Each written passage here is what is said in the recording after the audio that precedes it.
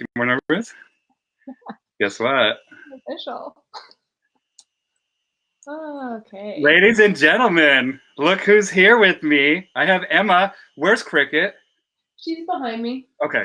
Hang on. There's the Cricket. You can't yeah, don't mess with your lighting situation there. There's Cricket right there. There's Cricket. And there's Toro. He's like right behind me. I've never met Toro. You know, there's some dogs that you meet that are you just become like kindred souls or something. I don't know, but man, that Cricket dog of yours is a special dog. Yes, she is. I love her. It was just her birthday. It was? Yeah, on Christmas Day. That's why. She's a holy dog. So welcome everybody to another live stream. We have a few people joining us already. I'm going to go ahead and hit the share button. I shared to Dogs Chat, and then I shared to the Triple R group as well as my personal page. And if you're watching right now, go ahead and hit that share button. We have an awesome person joining us today. We have Emma. Emma's from the Great White Northern. Yes, Canada. And what do you do up there? What do? I own Walk With Me Ottawa. So we are a training, walking, and boarding service. Yeah, we've been in business for about 6 years and just growing like crazy. We have 20 dog walkers, and there's 2 trainers, myself and Carolina, and then we have 5 apprentice dog trainers right now as well. Damn. Getting the staff together. So Walk With Me Ottawa. Walk With Me Ottawa, yeah. So what made you start? What got you into working with dogs, Emma? So I graduated from university and I was working a bunch of different jobs. I was working at a retail store, a restaurant. I was working in real estate. I was also working at a doggy daycare. And that's, I guess, sort of where I started to see the potential for working with dogs as a career. And I was also sort of working with my my in-laws' dog. He was really reactive, just not exposed to anything at all. And so I started taking him for like off-leash hikes in the woods and stuff, and really got to see how that helped to transform him and like teach him how to be a dog. So then I was like, I'm gonna start a dog walking business. And right from the beginning, I wanted to be big and I wanted to be like the best. So I kind of went hardcore for everything. Like I got, a tax number, I incorporated, I made my website, and I quit my job. So like when you make a website, you have like 2 weeks free trial. So I like made my website and then I gave my 2 weeks notice at my job, and then I waited and hoped that I would get clients. And like you were determined. Yeah, I still remember my first few clients. I made business cards too, and gave them out to a lot of people I knew and businesses I knew. And I mean, a month later, we like hired our first dog walker, and then 3 months later, I hired like 4 more dog walkers, and it just kind of grown and grown exponentially from there. So. Well, it sounds like you recognized a void in the industry or a need for this type of service in your local area, and you didn't wait for somebody to step up and fill it. You took the initiative and did it yourself. Yeah, it's really true. Like, I mean, there was other companies, not very many. There was a couple, and we decided to be a little bit niche and do like the off-leash group hike thing. Okay. Whereas, and there was a little bit of that, but now it's insane. Like there's so many companies, like everyone's doing it. They're trying to do it. Trainers, walkers, pet sitting, like I feel bad because they're everyone thinks they can do it, and there's enough business for everyone, but at the same time, like it's tough to compete, I guess, with the big fish. That's what I'm hearing a lot. So. Well, I don't think people recognize the depth or the scope that dog behavior is. They think that it's just a fun thing to do. Yes. Would you agree? Fun and stress-free, and they just think like they see us doing it or see other companies doing it and just think like, oh, I can do that. And like in reality, they can't. And the other thing is like, it can be a fun little side gig, but it's really hard to like make good money at it unless you're going to be a big company and have people work for you. and then having people work for you has all of its challenges in itself,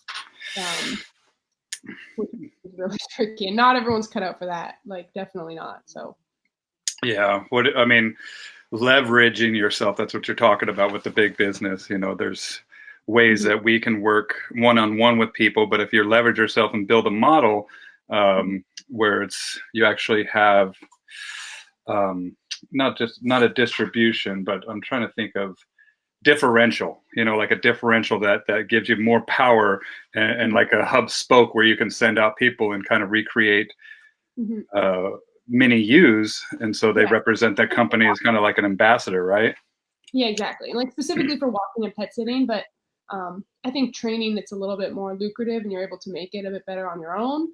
But even still, like, yeah, training that's an even bigger, broader thing, obviously, that not everyone can just go and do. And a lot of people, we're seeing that in our city a lot. I'm sure it's everywhere, but every day there's a new company who's like trying to make it and posting on Facebook and recommending themselves, and they don't have any qualifications, and it's kind of scary. Well, I think people are reinventing the wheel, or they're trying to reinvent the wheel, and a lot of times too, the Dunning-Kruger effect, which I mean, it's basically what happened with the Dunning-Kruger is that this guy a long time ago went into a bank and he robbed the bank, and he knew that it had a surveillance system, and he actually looked at the surveillance camera as he was walking out of the bank and smiled at it or winked at it. And the cops found him, of course. And when they found him, he was dumbfounded that they were able to catch him. And the reason is that he thought because he smeared lemon juice all over his body that the cameras would not be able to see him, because lemon juice worked in disappearing ink.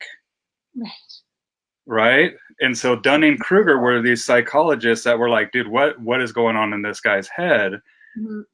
And a lot of times people just don't know what they don't know, and they think that they're a lot more confident than they should be. But they think they have a lot more knowledge that they really don't have, because they just don't have an idea, as I was saying earlier, about the depth or the scope of the dog behavior, dog business, all of that. Exactly.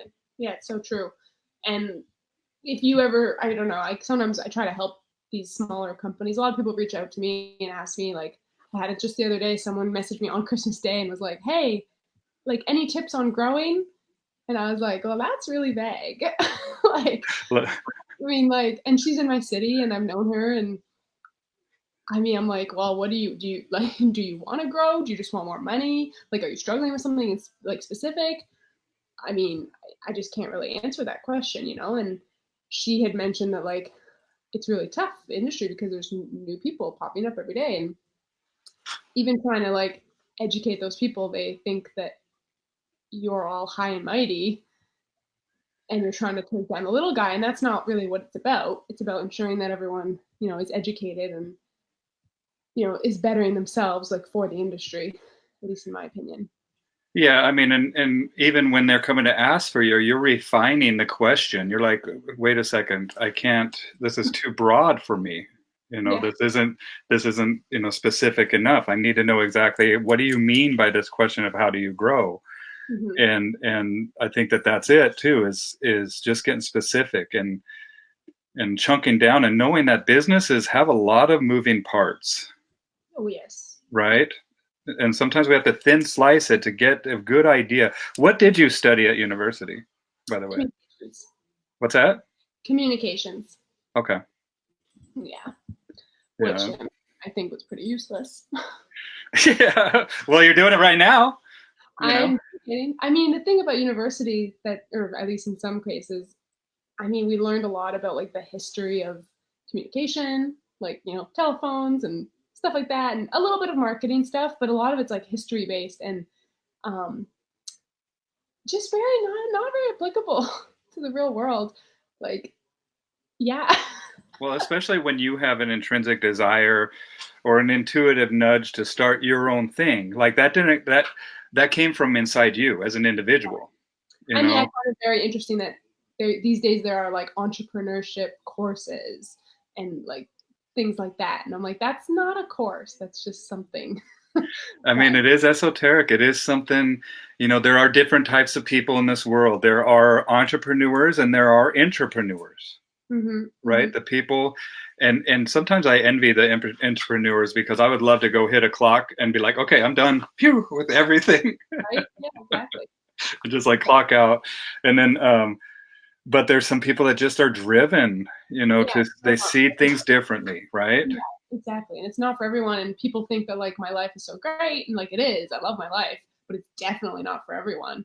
And I can pinpoint the people that it would not be for sure. Just because, yeah, I'm basically work 24/7. I mean, it doesn't seem that way maybe to the outside people, um, but I do. And like you said, there's a lot of moving parts, like a lot, a lot of moving parts. Um, Well, like you were saying this at the beginning, you got your tax code ID number, you got your website, you got all that stuff, and you're not even touching the dog doing exactly. that. Yeah, exactly. Like I built my website myself. All of the marketing I do myself. Like I've never hired anyone to do any of that stuff. I do now have an assistant who helps me with everything. Like she does the invoices and emails, um, payments, and all that. But that's recent. It's only really in the last 2 years or so. So yeah, there's a lot of moving parts, and I've just really streamlined it. And we have a lot of systems in place to just make it a lot easier for everyone. Um, and yeah, I mean, I've considered offering like consulting services on that kind of thing. I just don't know if, I mean, based on the number of people I have reaching out to me to talk to me about my services, I believe it would be valuable. Um, I guess there's like a little bit of imposter syndrome there where you're like, who am I to be telling people how to do things, Yeah, even though I have this business that I've created that people admire. So that's one day, right. maybe one day. Yeah, look at it as that social proof, Mm-hmm. right? And I Mm-hmm. think that just like we're telling people, some people with the Dunning-Kruger effect, kind of settle down, but there's also people out there with that imposter syndrome that you see are amazing with dogs, are amazing with business, and need to step up and share their knowledge. And Mm-hmm. that's it. It's like you feel like you're an imposter. That's what the imposter syndrome. Let me see what it's defined as. I think that's interesting. But Well, there's like I have some perfectionist issues where like it holds me back because I don't want to do the thing because I need to make sure I do it perfectly, right. and then that's not good either. In business, they say that if you're not embarrassed by your first product launch, you've waited way too long. Yeah. Or your first, marketing message, your first podcast, whatever it is, it's you just have to jump sometimes. Yeah, and Um, that's what I did when I started it, and I'm proud of that, and proud of like that leap I took for sure. And honestly, it's just crazy to think about it, like where it's gone, how big it's gotten. It really is crazy. but as you move further along too, you're not just leveraging to reach more clients and to increase that bottom line, but you're going to be leveraging your time uh, to work on the business instead of always working in the business, right? Yeah, I've done that pretty well. Like I haven't, I stopped walking dogs a few years ago now, and I really kind of stepped back a little bit from like being in the business. Once we started introducing training a lot more, though, I'm like right back in it again.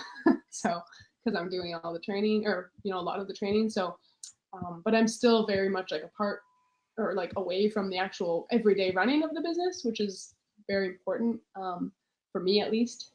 Um, just because, like I said, it's too big. We have 300 clients. Actually, I haven't counted in a long time, but around there. Wow. We walked every day pretty much. And then you add the training clients on top of that, and you add the boarding clients, and then you add like managing all the team. And I'm trying to train other trainers to like work for us and stuff like that. So it is a lot. Plus all the fires you have to put out. So definitely like working on your business and not in it is super important, and that's something I've really transcribed to. Like, yeah, it's an important message for everybody. Yeah, well, I hired some business coaches myself to work on Bow Wow Bills, and I have a plan in the future to also help or have a consulting business to help dog trainers up and coming, especially the younger crowd. Mm-hmm. I own the dogbiz.com, and the dog.biz, and I'm in kind of, it's in the incubator phase right now. I'm working on some processes that I want definitely baked into that business, that are going to help with people's mindset, because I think that that is very important, getting your mind right, and not carrying some baggage that you might have, that will limit yourself, emotional baggage, or things that you don't know until you know them type of stuff. Yeah. But down the pipeline, I absolutely see that happening, and I'm glad to hear that you're interested in that as well, because I would love to network and see if we can partner or something on it. No, Just help each definitely. other. I'm very passionate about that and like bettering the industry for sure. And again, like I don't claim to know it all. And I think that But can you're be, walking 300 dogs a day. yeah. I mean, yeah, there's a lot that needs to be done. I mean, specifically when it comes to the training side of things, there's a lot of bad training going on, obviously. I mean, the training industry has come very far, Right. but I see a lot of really bad stuff in my city, and not just bad training, but just bad politics, bad all like shady stuff, right? And so I really want to better the industry, and I talk about that a lot. And then talking about that kind of gets you haters, because then they think that you think you're better than everyone, which is not accurate. I just want everyone to try to be better, and that includes myself. I'm always trying to be better. I'm always going to workshops. I'm always networking and trying to improve myself. I probably don't put myself out there as much as I should, trying to be better about that. But I think everyone needs to really better themselves. There's way too many stagnant people who are just like, I'm good. Even in grooming, for example, like so many people are just like, I groom the dog. That's it. They don't want to be better. They don't want to like get new skills, and that kind of stuff drives me crazy. Even my husband, he's in construction. He's a general contractor, and it's the same in his industry. Like people are very status quo, and they're happy with like mediocre or crappy results, and we are not. And so, Well, I think that's a good thing, man. And I think that we owe it to our dogs. I think we sell these dogs short, and you got a fucking rad dog. thank you. She's one of my favorite dogs ever. And now that I know that she's born on Christmas Day, Christmas is no longer Christmas, it's Cricket's birthday. It is. It's totally. Yeah, she's amazing. I love her so much. Well, and that's what I tell people, show me your dog. Show Mm-hmm. me your dog. Show me what you're capable of. And that's where I like to find dogs and then trace them back to the people that they've worked with. And, Right. you and I, we met at the IACP conference, which is the International Association of Canine Professionals. And how many conferences have you been to? That was my fourth, I think. So I did LA, St. Louis, Florida, and Colorado. Okay. So this one recently Florida. was, how's the pup? Everybody says hi. We have Lizzie, Christopher, Hi, Carolina. sister. Walk with Me Ottawa. Megan is here. Thank you for joining, everybody. And yeah, I mean, that's where I saw your dog. I put money on your dog for the paper plate recall. Pressure. Too much pressure. This year was a flop, but What was it this year? Flop? I didn't watch the recall races. I was kind of incognito. I don't even want to talk about it. Okay. But like, I mean, so I guess I'll just tell it quickly from like previous years. So there's this paper plate recall race where, well, maybe you can explain it better, but I can show it. Here, you explain it the way you can. I'll see if I can find a thing to show. Maybe I could show crickets too here. Oh God, we'll make sure it's a good race. It will be the one that I was there. So sure, you did live stream that. So basically, you put your dog in a sit stay. You walk out to a plate, put a piece of food on the plate. You walk back to your dog. You send your dog to the plate to get the food, and then they have to recall back to you and sit. And the first dog to sit wins. The first year, we were, I guess, sort of the underdog. Like no one knew who we were, and we went pretty far. I think semifinals. I thought you went to the finals. Well, we went to the semi. I think we were fourth technically. We lost against Cindy Druin's Flank Sinatra, who ended up winning. And then the next year, this is really exciting. We kept winning race after race. We made it to the finals, also up against Flank Sinatra again, the year's previous winner. And So like the regular times I think we were running was about like 5 seconds. And in that last race, that final race, Flanky ran like 3.83 and Wow. Cricket 3.85. Oh So my goodness. so close. And she ran so fast. And I mean, I lost, but I felt like I won. So it's okay. Yeah, and if you're going to lose, Flank's the dog to lose too. I mean, Cindy produces some amazing dogs. I got to have Cindy on here. I haven't done a live stream with her yet. Yes, she's a super cool lady. All right, I'm looking through my videos here to see if I could find Oh the paper gosh. plate recall, but now There's it's so taken like, forever. So and him, my puppy is good.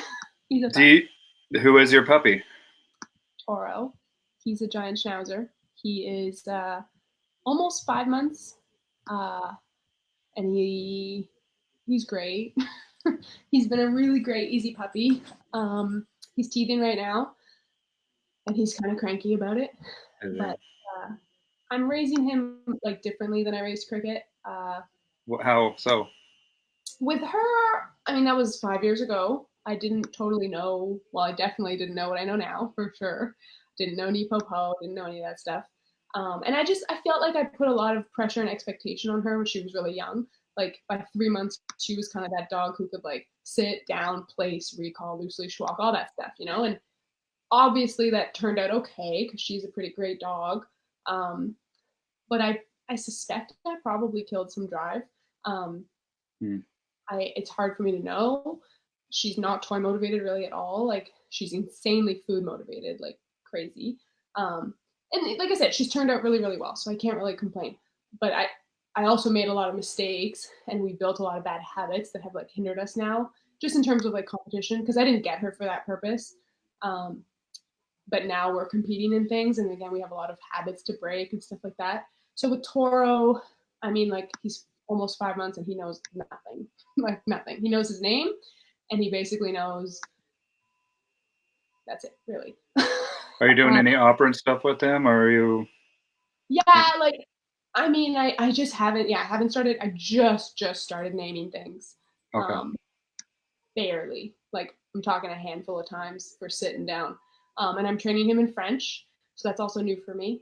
Okay. Uh, but I've basically just been like luring him a lot, body positions, and like some luring for healing, but otherwise just kind of having fun and that relationship engagement and stuff, and just Do, kind of making him push me.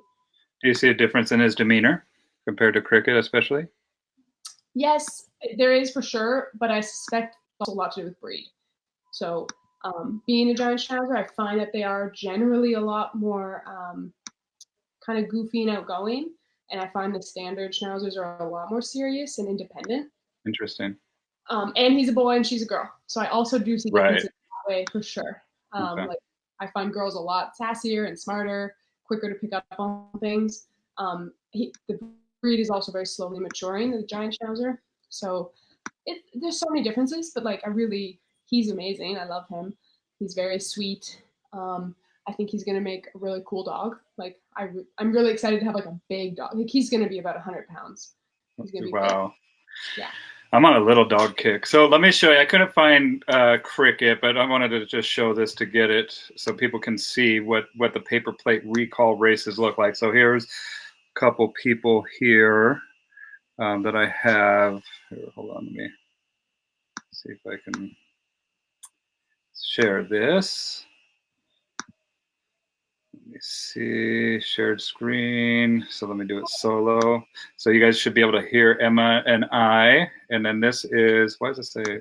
Oh, I can't believe it's not going to be us. I know. Well, here, I can probably scroll through and see if I can find. Tell me if you see you. Can you see you down on the bottom there at all? Yeah. So this is. So let's see here. I don't know. There's Sherry. Yeah, I was trying to look for you as I was scrolling No. and I couldn't find. Yeah, that's not the final. That's definitely. Yeah, this is just in Florida. Wait, was this in Florida? I think. Yeah, this is in Florida. Yeah, Florida. Yeah, and I think that it was just. Maybe I'm not in that race. It's I don't okay. think you are. I think it's a heat that you weren't in. So, all right. So we can explain what it is going on here, that so people can just get an example of what the paper plate recall is. So they're going to take the paper plates up there and explain what they're doing here, Emma. Oh, It's hard to see because you have your phone on vertical and not horizontal. I know. Forgive me. I think they went and put their plates. This is a practice run, so they're just like sending their dog to the plate from a short distance so that the dog knows the game. Goofing off with somebody here. Let me see if I can scroll. Here we go. It's moving so fast. Okay. Now they're at the start cone, and your dog's butt has to pass that pylon. Right here, this little cone it has to pass.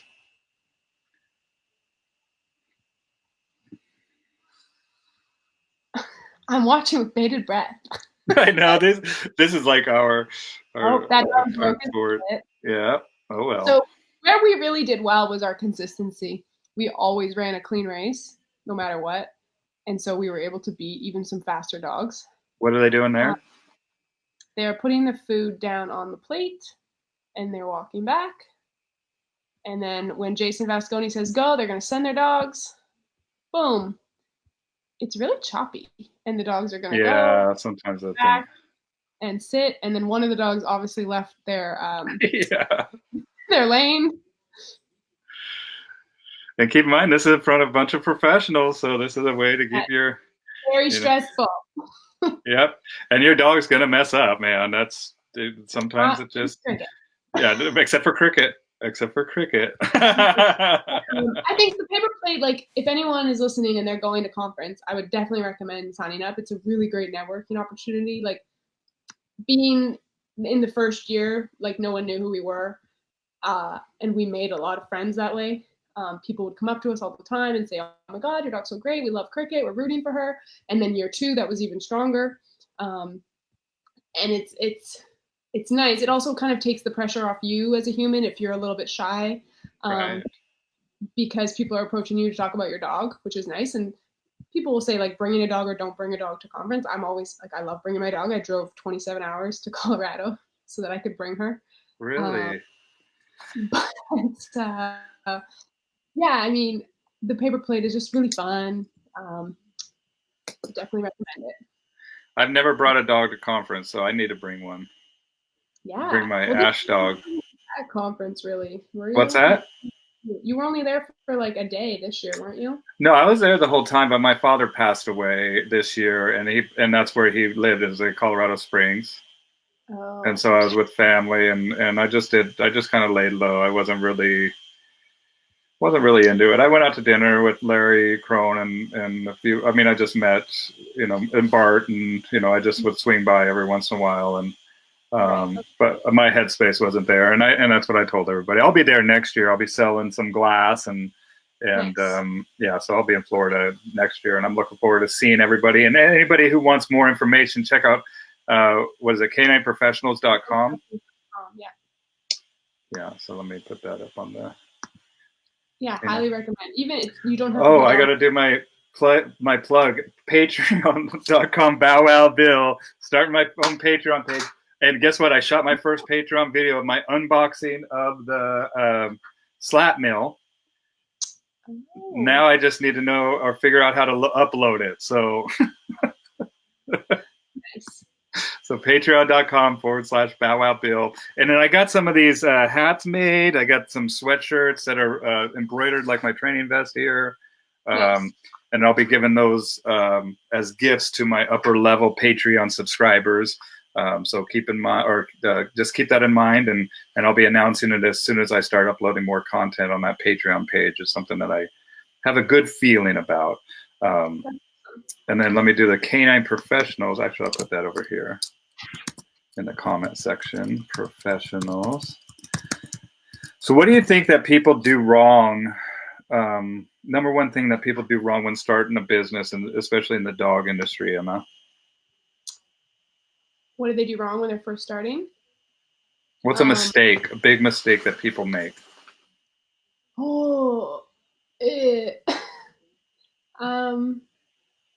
Well, I think the biggest mistake is probably thinking that you know everything you need to know, and not getting out there and learning.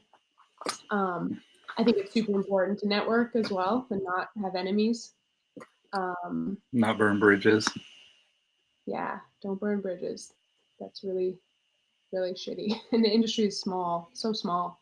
I mean, I What do you think that, say to people that say that they've gotten involved in the dog industry or they work with dogs because they don't like people? What do you say to oh people? God, oh my God, this is such a problem. It's a huge Have problem. you heard that before? Oh God, yeah, everyone says that. Yeah, I've heard Um, it many times before. So what do you say? And I've asked many people this on this oh, talk, I so mean, I'm like, curious.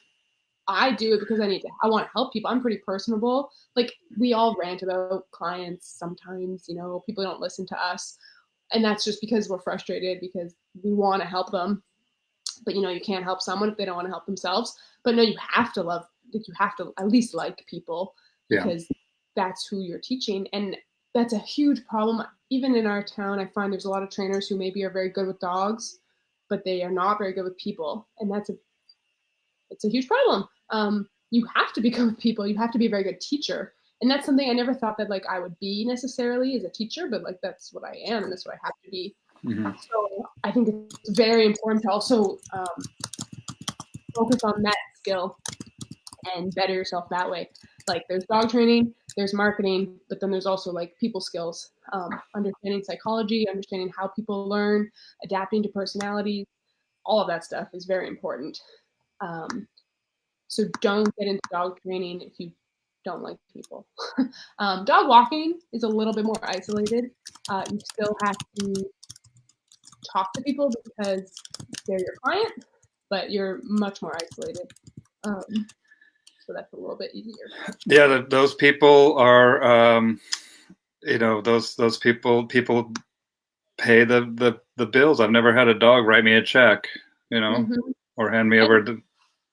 They brought me a yeah, stick before, but they're the ones responsible. Like you can do a board and train, and I used to actually really love doing board and trains because I found it a lot easier to like train the dog my way, like my way, my time, everything. And then I've been taking a break from that because I have Toro, the puppy. So I haven't done a board and train since about like August. And now we're doing a ton of private lessons and I'm really loving it because it's really challenging me and I'm having to adapt a lot.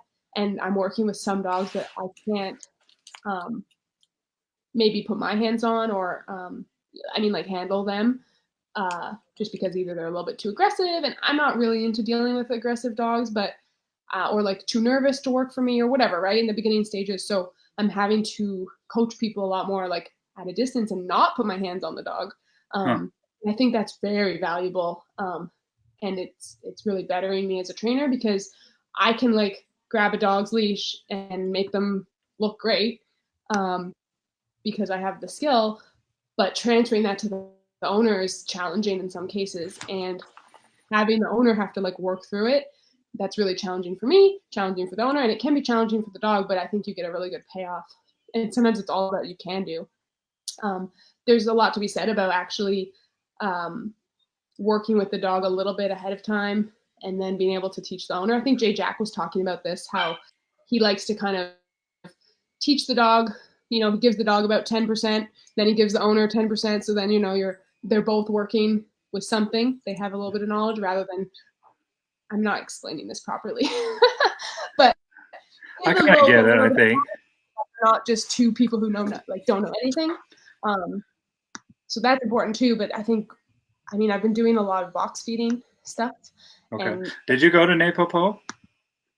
I didn't go with Bart. I went with Pat. Okay, so you're doing a So seminar. but I've been with Pat, and I also did 2 weeks in Ferguson. Great. Like I went to a 4-day with Pat, and then I had Pat in Ottawa for a 2-day New Popo, and I'm going back to Pat for another 4-day in April. Cool. You've had Pat up there, haven't you?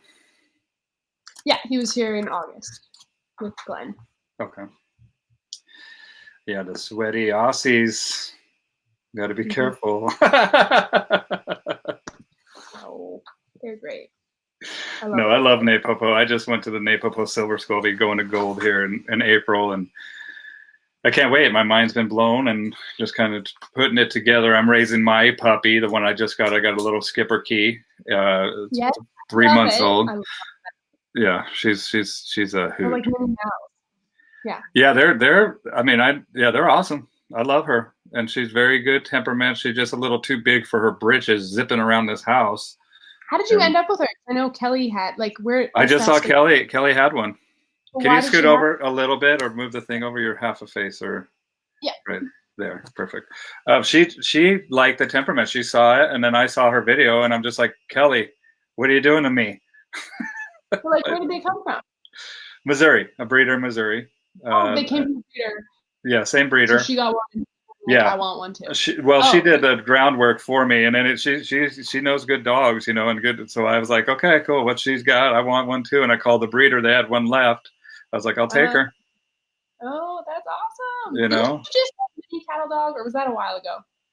No, that was a while ago. I mean, she's a year and a half. No. She's two and a Oh half wow. now. So 2 years Okay. ago, I got her. We just met. Um, That's who got her. and I love her, man. That little cattle dog, especially. I love all my dogs, but I mean, that girl dog has got the most drive, the most strength, and just so determined. And I have a special relationship with that dog. I've worked with thousands of dogs, and I've owned quite a few myself. But I mean, it's just crazy when you got that special. Oh, she's my heart dog. You know, Yeah. she's like So, cricket. can you tell me about? I mean, I don't want to be controversial, but like, and I know you know what you're doing. This whole like mini breed thing. Generally, it's sort of been like a faux pas. So can you talk to me about this like mini Australian cattle dog thing? Because No, I don't have anything to do with the breeding. I just saw them and I loved it. no, but I And don't know. I'm so curious because usually, I mean, maybe I'm just like a purebred snob and that's the problem. well, I think that's it. But I think that people we've maybe stopped innovating on these breeds. You know, where we've hit a plateau where we should continue to innovate and see, you know, what the role of the dog in the future will be. You know, because it's definitely changed in the last 100 years. I totally agree with that. I guess I would just have always assumed that like breeding for size, especially small, you're kind of taking like the weakest stock and breeding them to breed smaller and smaller, right? But Ideally, not knowing your what breed the line history or anything. I mean, they created the miniature American Shepherd, which is now a breed, and it's a pretty great breed. right, exactly. Well, and Yeah, that's it. I think that once a few generations have gone through, and they see, you know, mm-hmm. a number of factors that they look at, you know, and I wish that they look more at the temperament factors, especially for these show breeds, right? Yeah, You totally. know, instead Totally. of And just technically a show line Toro. But it, I mean, it's great. when we say show lines, this is people that are basically just looking at that dog. They're walking around showing the dog in a dog show. A fun fact for you: the Skipper Key, the breed that I have, was was in the first dog show ever. I'm not sure if they won it. I think they won it in 1690 in Brussels. Wow. I didn't know that. That's cool. Now you Yeah, do. dog shows, they kind of get a bad rap, like show line and breed, like conformation as a sport. But really, conformation is actually very important. Mm-hmm. Structure is very important, but there's a lot of shady shit going on, and dogs that shouldn't be bred and shouldn't be. It's just a cluster, honestly. Even in my breed now, the Giants, like they're breeding dogs with like fluffy coats, fluffy curly coats, cover up bad structure, but they shouldn't have fluffy coats. I'm gonna have Jay come on with us real quick. You would care? I do not care. Jay who? Jay Hamlin? Nope, Jay Jack. Jay Jack? No way. I'm gonna see. I was like, "What are you up to?" He's like, "Same shit, working dogs and choking people. How about you?" I did reference him. I gave him credit earlier when I said that thing. I love him, man. Maybe you can clarify that. He's such a good. But that's what I was going to ask, is just like to clarify what he was chatting about. So I'm asking if he can come on. So we'll see if he can join us for a few minutes, and then you can discuss or we'll discuss that 10% thing. Yeah, I totally butchered it. All right, let's see what he says. It's probably more like. Give me a couple to get in the car. I can do it while driving. Great. We don't condone that. I don't care. It's J Jack. He can do whatever the hell he wants, man. Yes. Let's see. A teacher is one who makes himself progressively unnecessary.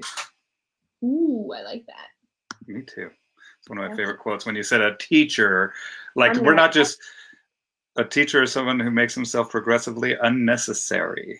That's a teacher, man. That's instilling not just knowledge, but pearls that people and seeds of wisdom that grow. Where's that from? Oh, I've read it in a book and it just stuck with me. We I've can't heard think- it. Thomas Crothers is, I think, who was credited. I think it was in a John F. Kennedy quote. That's what I see here. Yeah. And that's it, is to remember that is like, look, this is, and some people learn differently. And I own dogcoach.com and dog coaching, my dog coach, all that stuff, because it's something that I know is more about coaching, right? I think that is what I do is try to coach people ideally. Otherwise, you train a dog, you bring them back, and then they're right back in the situation that they were behaviorally before you got them. And I think it's really important too to recognize that like you're not going to match with every person, and sometimes it's okay to say that like we're not going to work well together, and you can move that person on. And that's why I really love networking and having other people local to me that I can refer to, because it's so valuable. We all have our skills, and like knowing, you know, what those people might be better at than I am or whatever is it's just invaluable, really. So I like maintaining relationships. I find it difficult because people tend to not always be very good. Well, I mean, people are different. People have different motives, you know, and that's it too. And Glenn likes my quote that I tell him is, your network is your net worth. Yeah, right? That's a great one. Because you can tap into that sucker. And just like when people, I mean, I don't get along with everybody. Do you? I mean, it's just like our dogs won't get along. That's what I tell people about their dogs too. Your dog's not going to get along with everybody either, you know? Exactly. That's what I'm saying. It's like, that's where a little bit too tapping back into that, like having the handler work or having the owner work the dog. Because there are some dogs, it's rare, but it happens where the dog is not feeling my vibes, and that's okay. But I can't just, if I force it on the dog, we're not going to get anywhere, and I can't just not help them. So, well, rapport is power. Yeah. You know, just like Nelson Hodges says, a dog learns to trust you, then trusts the situations you put them in, and eventually learns to trust themselves in a human world, right? Yeah. It's the exact same with our clients. The client learns to trust you, trust the situations you put them and their dog in, and then learns to trust themselves handling their dog in the real world. And then therefore you have become progressively unnecessary in that way. Yeah, it's so valuable for sure. And I did a lot of reading of, I don't know if it's called like self-help books, but like Jim Rohn. I love Jim Rohn. Cool. I love Jim Rohn too. I did a lot of like Gary Vaynerchuk, Jack Canfield. Yeah, you know, Gary Vaynerchuk, listen to this. He said, I saw this best speech ever. Do you know what he's up in front of this college auditorium, packed, of course. And he's like, let me tell you something. I fucking hate dogs. That was me too. That was me. But wait a second. He's like, wait. He's like, I know a lot of you people just went, fuck this guy. Like, hey, you hate me right now, but hear me out. Hear me out. He's like, I hate him because people put way too much of focus and intention in them before even establishing who they are. You know? Interesting. And they take, and it becomes this placeholder for their potential. And I'm like, wow, I see that. What do you think about that, Emma? Do you mean like the people don't realize, like there's no self-awareness? Yeah, with their own problems and their own situation, right? Exactly, totally, 100%. I see that all the time. It's really tough when you see that too. And I mean, we've experienced some clients who they don't want to be helped. You know, they kind of like the whole suffering. They like the sympathy. They like being a rescuer. Yeah, and I mean, regardless of even rescuing a dog, but having a dog that is reactive or whatever, not wanting to fix it because they don't want to put in the work, they don't want to do what is necessary and stuff like that. And they like that woe is me and it's not my fault. Like my dog just can't be fixed, and that whole thing. There's a lot of what's it called? Like transference? Is that what it's called? I don't know. Yeah. J Jack talked about this also. So yeah, transference here. We'll definitely talk about that when he comes on. Transference. if he's just because I haven't talked to Jay in a while. When you said his name, I was like, dude, I got to reach out to him because I want to know exactly what he does with that 10%. I mean, it was on a podcast. I could find it and let you know. But and I'm telling you, it wasn't 10%, 10%. It was like he gives the dog 80%, and then the client has 20%, and then they mash together. I don't know, something like that. We'll see. I'm curious.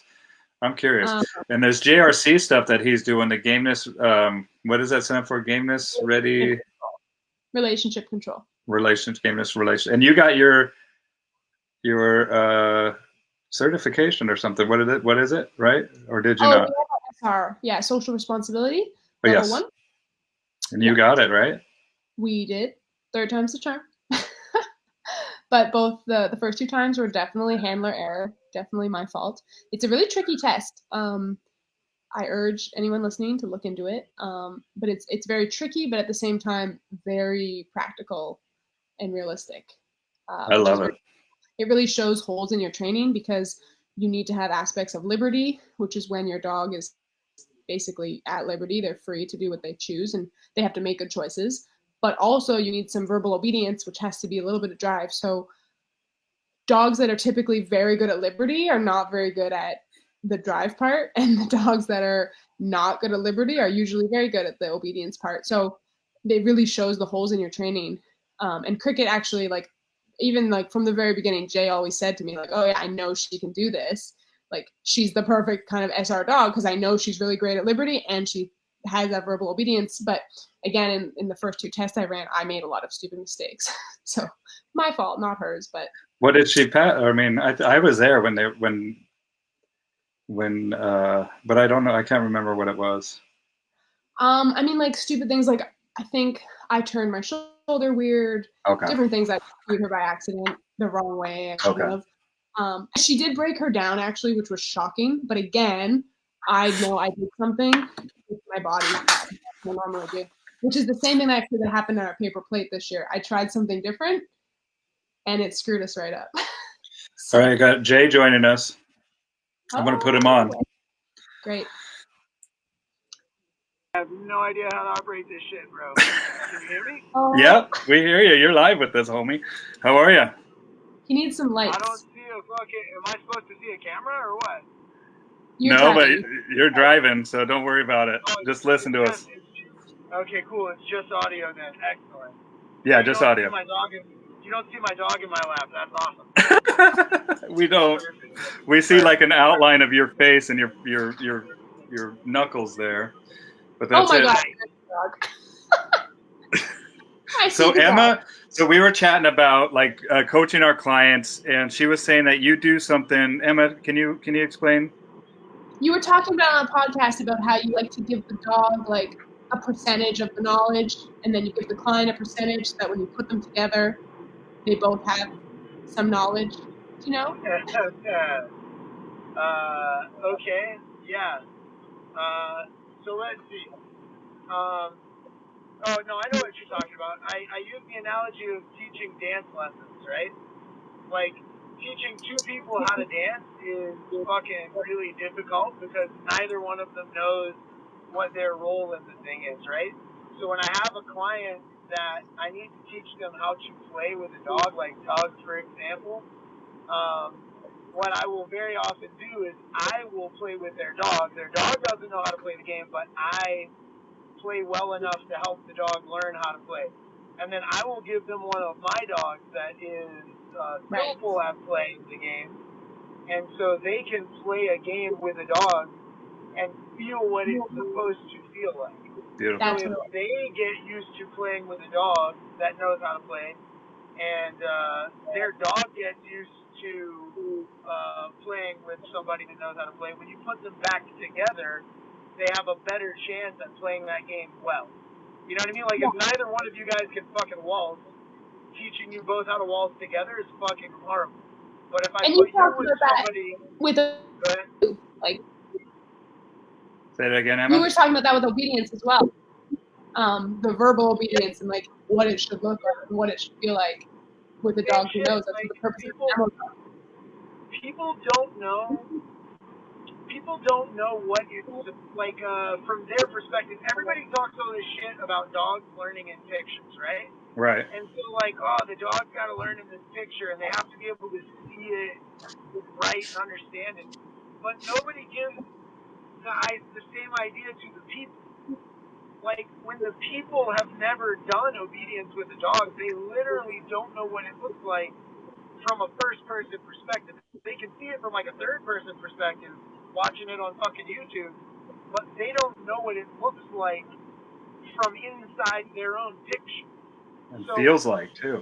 Yeah, you know what I mean? Like, what it looks like, what it feels like, how it flows, and, like, what the possibility is. So a lot of times what I'll do is I'll let them work one of my dogs, and I'll say, like, okay, these are the words that they know. And they'll, like, you know what I mean? They'll say something, and then the dog does something, and they're like, holy shit, like, that's what it looks like. Or they'll say this word, and the dog does the correct thing, and I go, you know, they go, oh, I thought they were going to go over here. And I'm like, no, you said the word for down. And they're like, oh, okay. Or look, you said this, but you made this hand gesture before you said it, or whatever. But it doesn't fuck my dog up because my dog knows what the hell they're doing. You know what I mean? Yeah. I love that, Jay. Good idea. People skip that step. People skip that step quite a bit, or they don't do. It's not skip it. They don't think about it because I don't know. I don't know why. Like, I think the industry as a whole is very focused on the dog side of the equation and responsibility, and doesn't place what I believe is the importance that they should on the handler's responsibility. Like, people are always tripped out when you're talking about gameplay or whatever, and I'm like, look, man, your job. Like, it was a funny part of, like, one of Ivan's old videos, like the obedience without conflict series that he put out. He's like, here are the rules for the dog to follow playing the game. Don't bite the clothes or the skin, and out when asked, right? And then it's like, here's the handler's responsibility. It's like a list of 10 things, you know? Right. Because it's like, man, fuck, people don't realize, like, it's like dancing. If you train in a way that is symbiotic, like both of you are dancing a dance together, then you have just as many responsibilities, if not more, than the dog. If all you're doing is crushing the dog into a tiny little box, then you don't have any responsibility. The dog's got all of it. That's right. But, you know what I mean? It's hard for people to know. It's hard for people to know what they're trying to recreate or reproduce or experience when they've never felt it.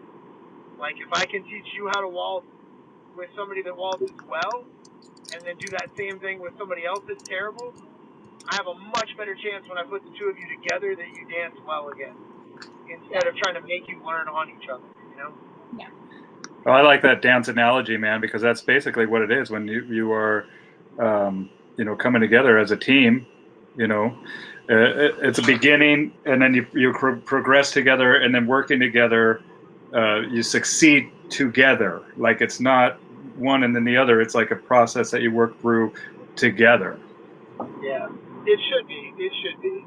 I mean, that's the hard part for people is that idea of. I think people think it's exclusive. You know what I'm saying? Like, I think people feel like it's an exclusionary thing. Like, my dog is either responsible for doing what I say, and put my boy in the back seat, Jack. Good boy. Thank you. My dog is either responsible for what I'm telling them. People assume that the dog is either responsible for things that he's told to do, or it's some cooperative. He might listen, he might not. It's my responsibility to dance around and fucking do some Bruce Lee moves and talk him into doing shit. You know what I mean? Like, yeah. They feel like you're either like this fucking hippie, hoping your dog listens to you if you bribe them hard enough, or the dog is responsible. And I don't think people realize that you can have like this cooperative relationship and still maintain some authority with the chipster now. You know what I mean? Absolutely. Well, that's fuck, man. I don't have any authority over my old lady. Like, I don't fucking tell her what to do. Like, we have a partnership. Like, there's no, you know what I mean? Like, it's a cooperative relationship that we have. But if we were standing somewhere and I went, get down, she wouldn't go, what the fuck do you mean get down? Who are you talking to? She'd drop. You know what I mean? Same, so would I. You know what I mean? Like, I would. The reverse is also true. You know what I mean? Yeah. But like, people get weirded out about that. They're like, I don't know, man. They're like, they feel like they either can't. It's not cooperative. It is disciplinarian, or cooperative implies no responsibility. And I think that's a fucked up view. I think we can have a very cooperative relationship, and I can take their feedback. Man, there's a lot of times I absolutely have the ability to put my dog in obedience and make them go through a thing, but I don't, because they're giving me all these signals about how fucking difficult that's going to be for them, and I choose to listen to them and not make them do it. Right. I could stay down, and that sketchy motherfucker could step over my dog if they needed to. But very often I will cooperate with my dog and go, I see how much you don't want to do this, so I'm going to let it slide. You're not going to have to do that today. But I do maintain the ability to say, you have to. You must. You know what I mean? And they trust me enough to go, you don't ask me often for that shit, so when you do, it must be important. You know? Yeah. Well, that's it. That's the relationship, you know? And that's a good relationship, a solid relationship. Two independent people or two independent species coming together to form a partnership that is symbiotic. I like what you said about symbiotism. Yeah. I mean, the problem is, even the best dog in the world is like, has the understanding, has the cognition of what, like a fucking 3-year-old or something, a 5-year-old, some shit like that. Except for Cricket. You know? Oh, you know, Cricket's a fucking genius. I know. I've never met the dog, but I know him and thinks that. You haven't met Cricket yet? Yes, he has. Yes. I don't know, man. You kidding me? You know how many fucking people I see every day? I don't know.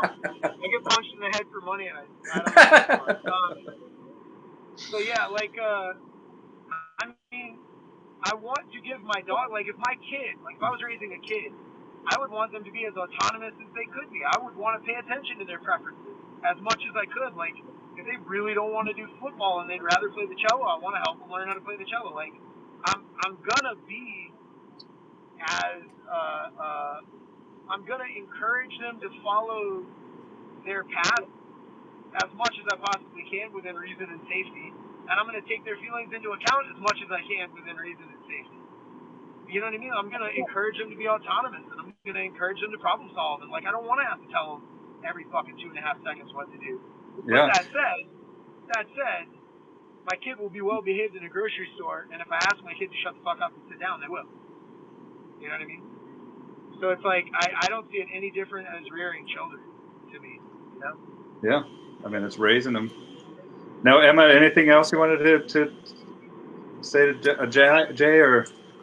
No, man, I'm good. I mean, unless there's something else you want to add. Well, wasn't there something about transference or something that you were saying that? Oh no, I just said that Jay used that word once. Transference, okay. Owners transfer. Dude, look at Jay, all crystal clear now. Look at that mug. Oh. Yeah, right. I just drove through a fucking toll booth going 80, so. Oh, okay. You got to see me for about half a second. Well, Jay, thank you, brother. I would love to do a live stream here pretty soon with you to talk about JRC and what's up with that, how it's grown, and we were just chatting about that as well, social responsibility and that kind of stuff. So. Well, you just cut out pretty hard. Did you say you want to talk about that now, or are you going to try to talk about that some other time? Later. I'll talk about that later. I want to chat with Emma. I got people, dude, I want to hear Emma's perspective. But yeah, rip it. You guys have fun. All right, buddy. Have a good night. Thank you so much. I'll talk to you later. All right. Later. So there you go. From the dude's mouth. What a great freaking dance. I love that. Bill, dude, I want to hear Emma's perspective. LOL, she's killing it in Ottawa. Yes, the dance. That was the analogy, and I kind of missed that, but I love that. It's I totally butchered what he was trying to say, obviously, but I should go listen to that episode again. Well, I mean, it's like, yeah, giving them a percentage and then giving them a percentage and then them coming together to kind of figure out the remaining percentage, you know? And I really like the thing about demo dogs. Like a lot of people use demo dogs to kind of show skills, but I think it's really important, like he said, to allow the client to work your dog. And I've done that since I heard that episode. I've had my clients like use a prong collar on Cricket, use the e-collar because I know that she's trained on it and they're not going to screw it up. Yeah. Essentially, I know my dog and I know that it's not going to screw it up, right? And sometimes people can be like afraid to use these tools. So when I give them my dog, I'm showing them that like I have trust in them. They're not going to screw it up. And I think it does make people more comfortable and they can feel what it should feel like. They see what it should look like. And then it also helps them like want that. I think it helps them aspire to that. I think it helps with that visualization process too, you know? Yeah. I tell people to visualize that good dog. What does that feel like, you know? Exactly. And that it is possible. That like this is achievable, this is attainable. And like, I mean, not to hate on anyone who has like a Malinois or Border Collie or anything like that, but like having a little bit of an off breed, I think also helps too because, Malinois are cool, but they're not necessarily like a pet dog. People see Malinois do something cool and they don't believe that like my dog will ever be able to do that, right?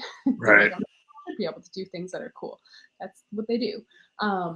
But like I want to see someone who has a super well trained Malinois do the same thing with like a Beagle, right? Like I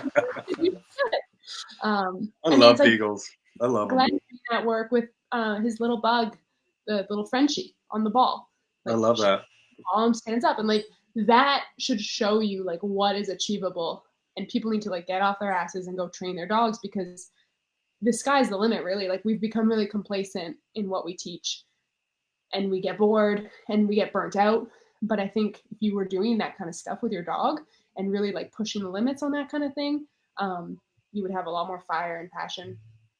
Well, I think also just like what Jay was saying, dude, we could crush that dog into a box and that would be it, you know, or we can understand that the dog is not comfortable with this. And that's what a good partner does, is recognize that. And that's about, that's the relationship aspect of it, is just like, letting the dog show us what they're capable of. That's why I've been doing a lot of more of this operant stuff, and I'll be live streaming later tonight with my puppy on, just starting to do some fetch bite work stuff, and also just getting her comfortable with all these little bells and stuff that I have, and the clack board that I got from the Martin system, and let me see, Top Notch Canine. I want to see if they have them in stock because a lot of people have been messaging me about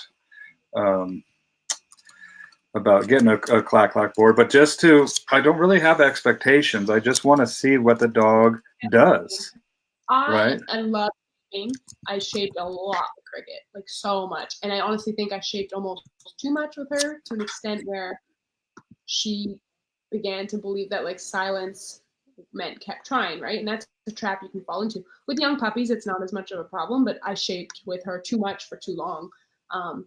So then that hinders us if I'm silent in the obedience ring or something. She's like, oh, I'm not doing the thing. I got to keep trying. So we've had to backpedal a bit and fix that. Oh, I see. She'll start to explore with silence. It doesn't. The duration suffers with shaping, huh? Because it's not really defined. And that's my with Pat Stewart. He said, you created this little like professor of a dog who's like very creative and very thinking and like wants to figure it out, solve puzzles and stuff. But again, that can be a problem. Like the smart dogs can sometimes be the problem, right? They're the ones. Well, that's why it's important to have a cue where you indicate when the dog is working versus. That's what I'm saying about having bad habits and creating issues with that kind of thing. When I didn't know any of this Nepo Post stuff before. With Toro, I haven't really shaped very much with him. Honestly, like I love shaping, and he just has never been very good at it. I'm not very patient, but he struggles with it a lot. He gets frustrated really easily. Since from the time he was really, really small, and he just would kind of give up. And I did not want to foster that. Okay. So I was really careful because I was like, oh, he gets mad, and then something's popping up on my screen. I'm just gonna move it away. What's going on? I don't know. Something's saying like wrong. It's okay. It's not to do with Oh, you. cool. So this is we got a couple people. So if you guys are commenting on other threads of this, try to go back to the original thread on the Bow Wow Bill page and comment, so I can actually get the question. I can see them on the feed. Jim Fitzgerald says they base everything on they do on what and how when they need to start is with why. Start with why. What is your why? This is why Apple and Starbucks are so successful. And there's actually a book, Start With Why, by Simon Sinek, which is absolutely, I think that he's talking about the relationship aspect with the dog. And then Jason Furman says, breed snobs rule. So a couple comments there. So, and then Tosh just says, beagles rule here. Yes, beagles are cool little dogs. I used to hate beagles, but I've been working with one, and he's the coolest little dog. I love them. He was like, they're characters, you know. He was what? Great. He was offering us like handstands. It was so cool. We were just on the he would like back up and he would handstand. Very cool. But anyway, yeah, we were talking about shaping. So I love shaping. I've been having this conversation. One of my team members just got a Malinois puppy. Well, two of them did actually. And we were having a discussion about shaping versus luring. And he was asking me, like, which one to do with his puppy. And I said, well, you got to do both. There's certain things that are better to lure and certain things that are better to shape. And every dog's a little bit different, right? And I found that I prefer shaping in some ways because I find it makes the behavior stickier. So like if the dog is thinking through the problem, I find that they're more likely to go back to that problem than if they're just following the food into a position. Yeah. I have found with Toro though, like he's not easy to shape. I don't know if it's because he's a boy. I don't know what it is, if it's that easily frustrated thing that he has. It's just interesting. Like he kind of just shuts down in a way. We're getting better, of course. He's getting a lot more drivey and figuring things out. But it was really interesting to me because I was like, I'm going to get this puppy. I'm going to shape him to do all this cool stuff. And it really didn't work out that way. So, but whereas Cricket, I shaped everything. And she really loves that type of work. So. Well, and I think the shaping and then the luring you can help once the shaping starts to get a little bit more confusing or starts to float away, like kind of luring brings you back to, hey, right here, what's this, type of thing. Like lure can be kind of a hint to the shape. Does that make sense? Yeah, I mean, I'm like a hardcore shaper because like I like to give zero help when I'm shaping. Me too. I like look away. I'm like, oh, not doing what I want. Yeah. I mean, so it's hard because I'm like, God, just get this already. And again, when I had a dog like Cricket, who honestly, she would pick things up immediately, always. Like she's been always spoiled. Tries everything. And then Toro, it's so different, and it's great. You get the dog you need, right? They say that. Well, you get the dog you need. Well, and just like what Jay was saying too, like we don't with the dance, dancing with somebody else, you don't know.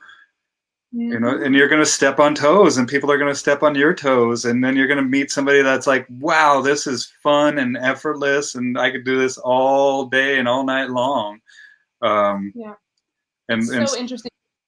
Like I know Cricket so well, it's insane. And like Toro, I've only had him like 2.5 months. And I'm like, I don't really, like I know him, but I'm like, sometimes I'm like, I don't know how he's going to handle that situation. I don't know him. I don't know him in this context. And it's so weird because I've had her for 5 years and I just know her inside and out. And right. Like every situation, I'm like, this is how she's going to handle it. That's my favorite age where Cricket's at right now is 5.5, 6 years old. Oh, really? Yeah, she just turned 5. God, my screen is all screwed up.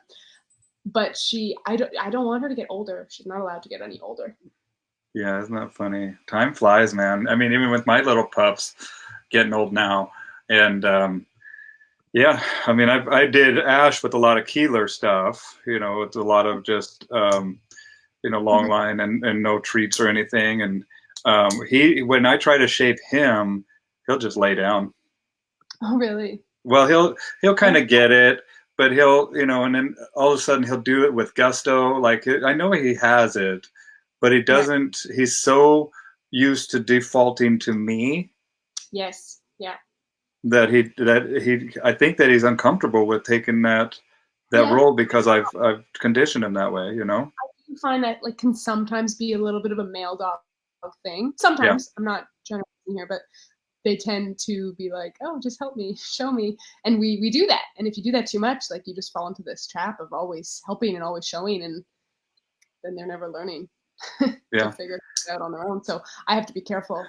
I can recognize that with Toro for sure, especially talking about it. I'm like, yeah, I really should make him help himself figure yeah, things out on his own. yeah. And there's going to be frustration, within the limits of what was Jay saying of safety and something else. But you want him to get frustrated. You want him. It's just that when does that learn to empowerment, and when does it lead to learned helplessness? Right, that bifurcation of empowerment, learned helplessness is the razor's edge we're trying to dance. Exactly, and that's the thing I was worried about when he was young. Like I could recognize that he would get frustrated and check out and not want to do it, and I really was careful, and I didn't want to make it, aversive or not fun or whatever. So Well, and I luckily, think Linda Kame says I think that there definitely is something to the male female IQ, especially younger. I think the women get smarter quicker, man. all species, across all species. Yeah. I mean, who knows? No comment because I'm a man, but I see it with my girls. I mean, my girl dogs. They just have this kind of presence or something. I don't know how to explain it. No, IQ. I mean, smart, but I totally agree. yeah. Do you have a better adjective? What would you say? Presence? I I don't mean, know. yeah, I don't know. Smartness. Like I find they're just quicker, smarter. Um, it's very interesting because I do find that while Cricket is smarter and quicker to pick up on things, and I feel like she's very in tune to me, she's also much more independent. So it's kind of like a dichotomy in a weird way because like she's so in tune to me, but she's also would like go run away and hunt stuff. Not Yeah. run away. Like she's the first. Like we go outside, she's off hunting in the woodpile, whereas Toro, he's like checking on me, and Okay. can tell with him it's not from like an anxiety. It's just like he's kind of like doing his thing, and then he's like, "Oh, better check on her." Like I feel like I don't want to use the word protective because that's so wrongly used, but I feel like he feels like he has a job to like take care of me, which sounds really stupid. Um, Well, it makes sense to me. I mean, this is his experience in life, and he's kind of like, okay, I got this, I know this, I knew this, and then let me check back with what I know. The person that I know that is there every single day. Um, and then as you venture out and start to experience more things, he's going to trust that you're there with him, right? And check in with you. yeah, I mean the thing is, I feel like it's not. He doesn't do it out of like nervous. It's hard to explain because it's like a feeling I have, and I could be just totally anthropomorphizing this and like I just see him as like my big protector dog who's gonna have my back. Like that's part of the breed is like they're meant to have that guarding aspect for sure. But I just have this weird feeling that he's like got my back, which is weird because he's small, like he's only 5 months. But I can just kind of feel that. Whereas Cricket, again, like she loves me, I love her, but she's definitely off doing her own thing. Yeah, well, I think it's a different dynamic to the relationship too, and even the masculine feminine aspect of it too. Yeah, yeah, exactly. You Yeah, know, like mom son relationship versus mom daughter, or son daughter yeah. relationship versus son father. Um, right. So Darren Green says there's a biological reason for female mammals maturing faster. Biological clock is always ticking. Makes sense. Well, and if there are trying to propagate the species, that biological clock ticking, and they want to project forward the essence that is the strongest most I don't know, tough essence into the future. These females a lot of times are going to be fighting off dogs too, and they just kind of have like this knowledge about them. You know, I don't know. Like when I tried to breed the dogs before, like some of the dogs are like, yeah, that dog's not mounting me. You know, like there's just something with that dog where they're flagging every other dog around them. You know, and there's just something that I think is known that maybe we as human beings aren't attuned to right now. Yeah, for sure. So I just shared a link to the Start With Why book in the comments below. What breed do you see yourself having in the future? Are you sticking with Schnauzers? No, I'm gonna get a Mal, and I want a Yag Terrier. A Yag? Yeah. Cool. I think I might get a Mal someday. I'm definitely gonna always have a Schnauzer, like a standard or a giant for sure, 100% guaranteed. I really am liking the giant, but I'm gonna have a Mal probably next within a year or two, and then or a Yag. I don't know. We'll see. They're hard to get, but they're cool. Yeah, especially the good ones too. And I want a good Mal. Yes. Like I want to do my time, and I want to be. I wanted to give myself a few years to really, really get this gold school knowledge, and to go back to silver school, go back to gold school, and just really, really, repetition is the mother of learning. And I want to be able to teach this stuff. I want to be able to not only teach it, but to my clients, but other professionals as well.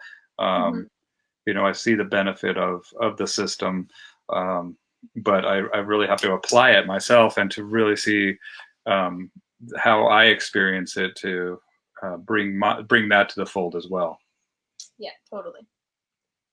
I agree for sure.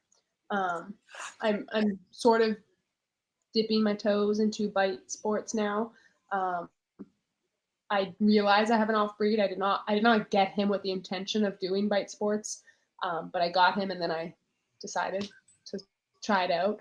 And I'm really lucky because there's a club near me, and he has giant schnauzers, so it works out really well. But he knows the dog and knows the breed. But I do want a Mal to do this with. Yeah. So, you know, I'm gonna listen to Pat. Pat's told me to get a Mal forever. Okay. Like I said, a year or two. We got to see where Toro's at and what's happening with the breeders I'm looking at and stuff like that. But it'll happen at some point. And I'll have Pat on here in the near future. I've been chatting with him and about some time, but he's busy flying all over the world and you know getting that stuff. So Ottawa, walk with me, Ottawa. How do people? Is it walkwithmeottawa.com or? Yeah, walkwithmeottawa.com. We're also on Instagram and Facebook. I also have a more personal account. Well, my dogs have an account, Not Your Standard Schnauzers, on Instagram. How do you spell Ottawa? Somebody here. I'm going to put this in the email or the comments, and somebody walk with me, Ottawa. This is so. Here, just make sure. I'm building a facility that I want to be hosting workshops. I want to be like the hub. Yeah, you spelled it wrong. I did? Yeah. What's wrong with it? Here, let me see if I can take it off. I don't know if I can take it off here.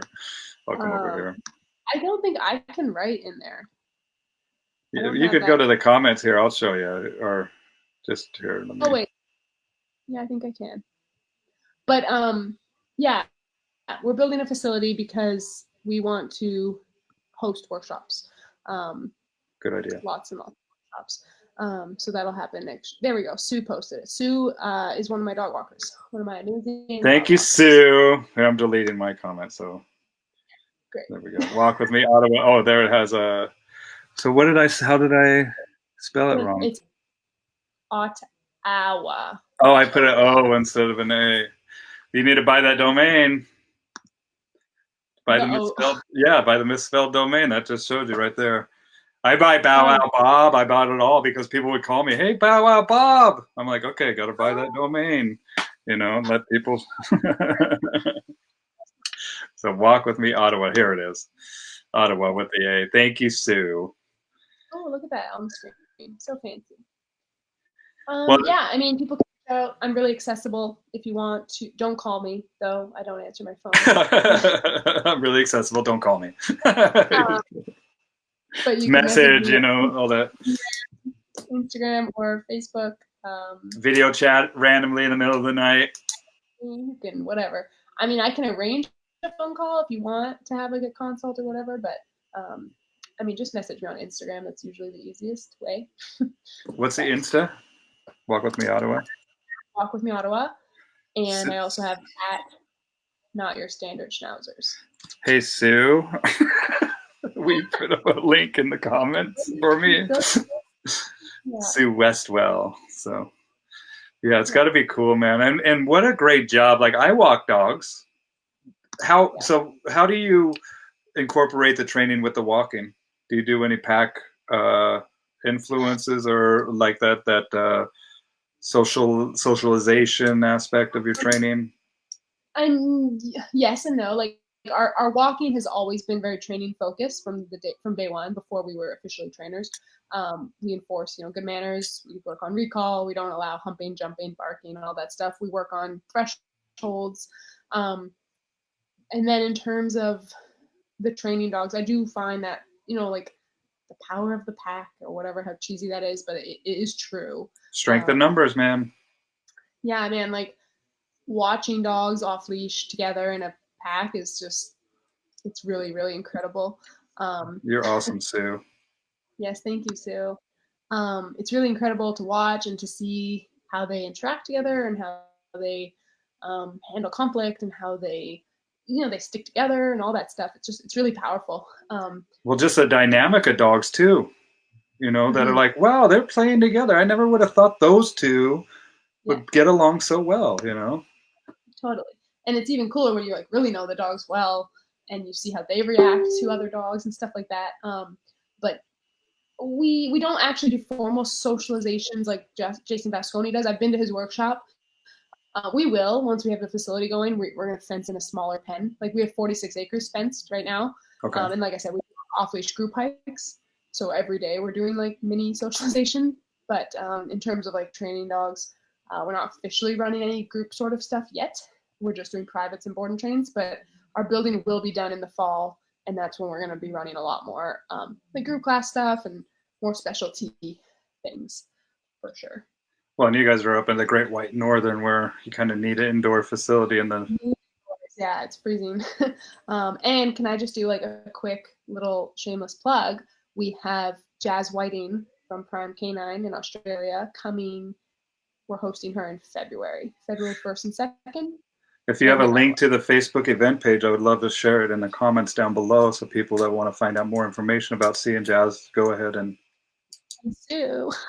Sue! Yeah. That's your cue, Sue. Comment. It won't let me comment. But here, I can share it too. Just send it to me and then I'll share it down in the comments below too. And I'm going to get it. Well, and that's it. But yeah, so she's going to be great. Very much. She's the child of J. Jack and Pat Stewart, so it doesn't get better than that. I don't know what's happening. Everything's frozen. Hold on. Yeah, it takes a little bit.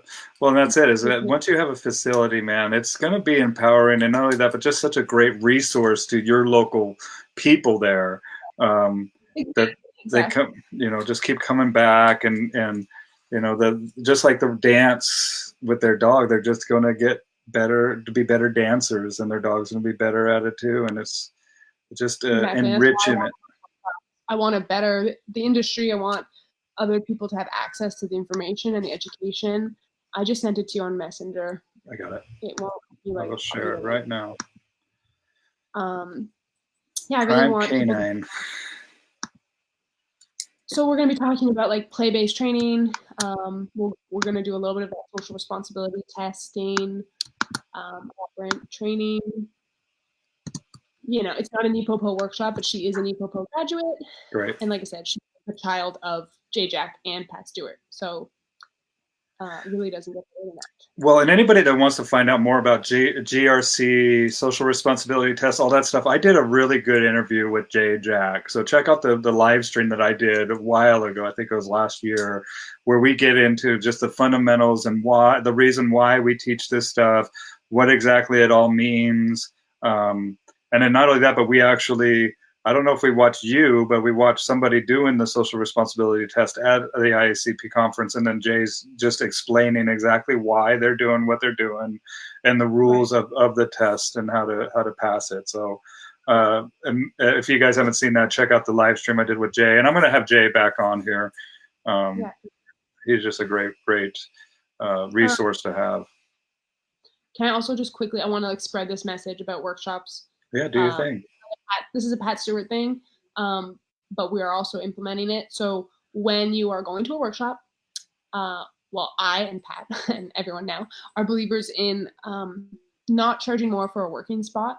And the reason for that is, well, there's a bunch of reasons, but the one thing, he made an infographic about this as well. So basically, we don't want to charge more for the working spot because A, your dog may not be ready to work in that environment.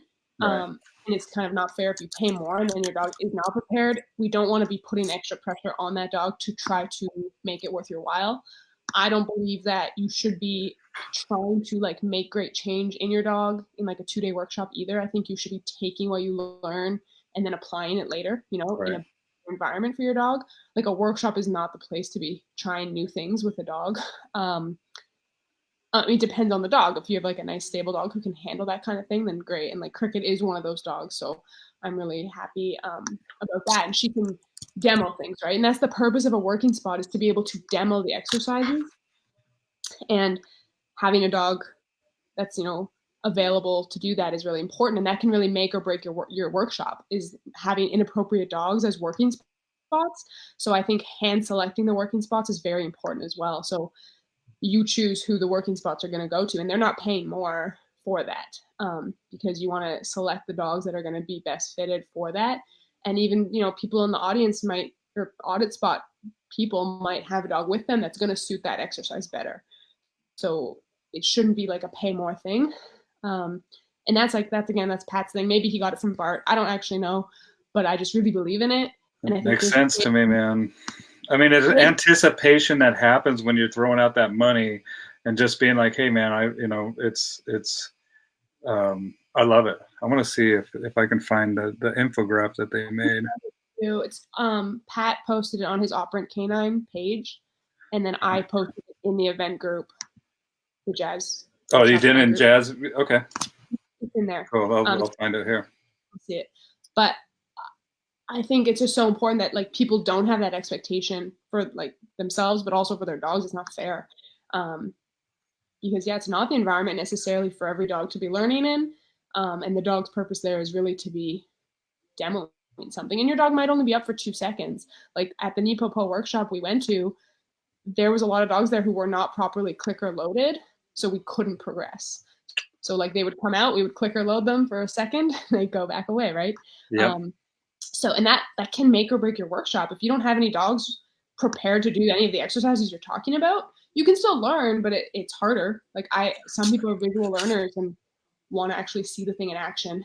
So hand selecting workshop or working spots, I think is important, and not charging for them, charging more for them. Yeah, in fact, let me show this here. I found it.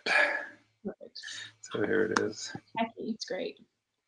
Well, that's it. And I think that this is a good point too. Is like, look, this is actually, I love this. The more that you're talking about it, because it's about being fair to those dogs, man. Yeah. You know, and that's the first thing I'm trying to explain to my clients right now. First off, I'm like, hey, you guys, we're going to use a clicker. And they're like, what? Oh, no. They're like, be still, my beating heart. So why working in audit spots at the same price at my seminars and workshops? It's slightly unconventional that I insist hosts charge the same amount for working in audit spots. There are a few reasons.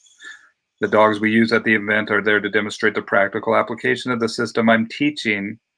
By selling workshop spots to the first to apply, that's possible we end up with dogs that are at the same stage or have the same problem. This stalls everyone's learning. Love it. Yes. Oh, can I just quickly, I was at a workshop recently, and it was that situation. It was literally all like utility level dogs, like obedience golden retrievers. like all of them. There was 20 working spots, and it was like, no one is learning anything from your dogs because they're all golden retrievers that are at the same level of training. It's ridiculous. The plateau, big old plateau. And it was meant to be about building bravery. It was about like puppies. So the working spots, it just did not match. Huh.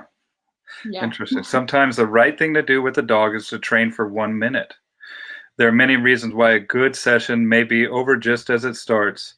I want the ability to train the dog in the way that I think is best for the dog and not feel compelled to give an even amount of time to each person's dog and make the handler who paid extra feel as though they got their money's worth.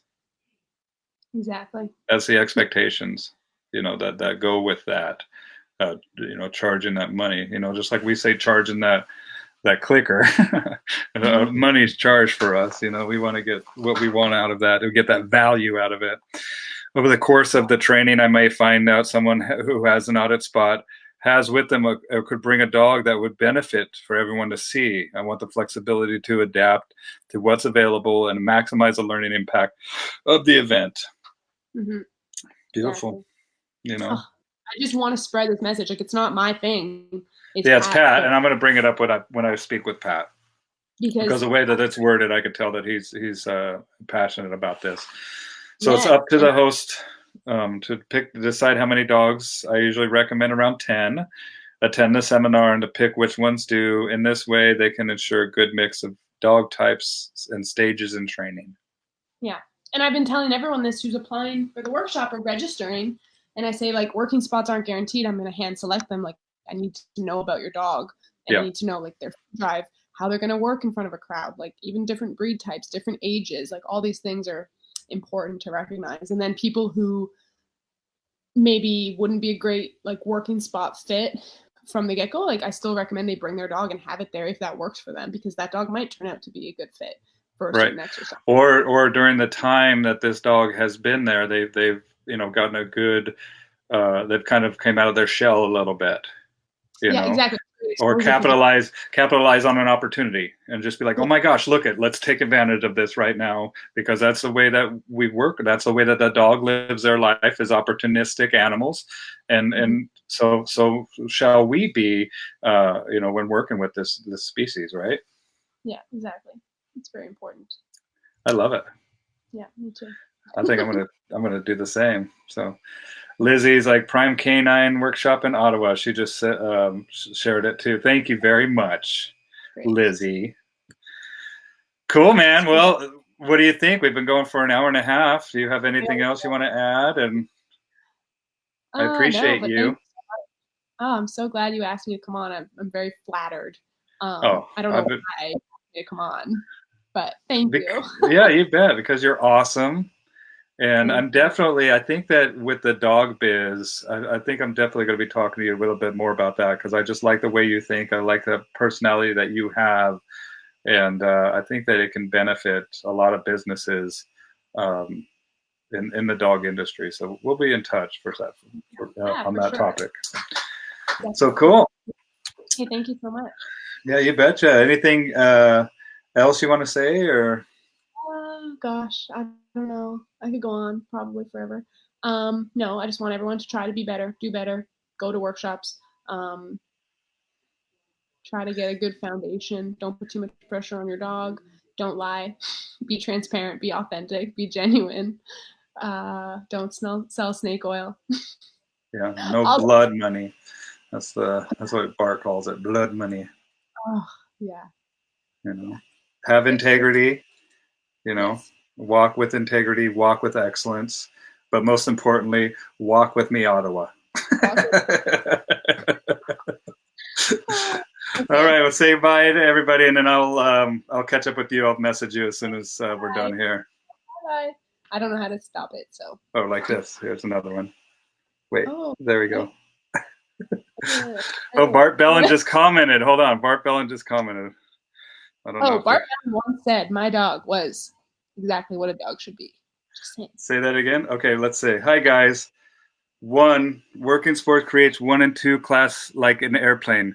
No go. 2 working spots can bring seminar in the directions. This is, you do not want to go. and you could Right. also lose interest of the crowd. He's commenting on my personal where I shared it. Okay.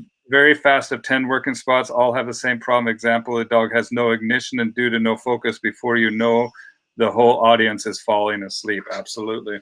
Very true. Been there. Yeah. Thank you, Bart. You're the man, Bart. Happy New Year to you and Michael, and Merry Christmas. Even Bart loves Bug. Just saying. What's that? I said even Bart loves Bug. He saw That's her. right. I was there when he was. Dude, I was standing right there when he said that too. You know, I was standing right behind you, and then we went over to do the canine paradigm, and you were just glowing. Honestly, like I had to go get some air. Pat just gave me a look, and he was like, "You better remember this for the rest of your life," and I did. Like, no anyway. problem. All right. Okay. Again, love. Bye, everybody. Thank you for watching, and don't forget to hit that share button. And we'll talk to you all soon. Happy New Year. Happy New Year.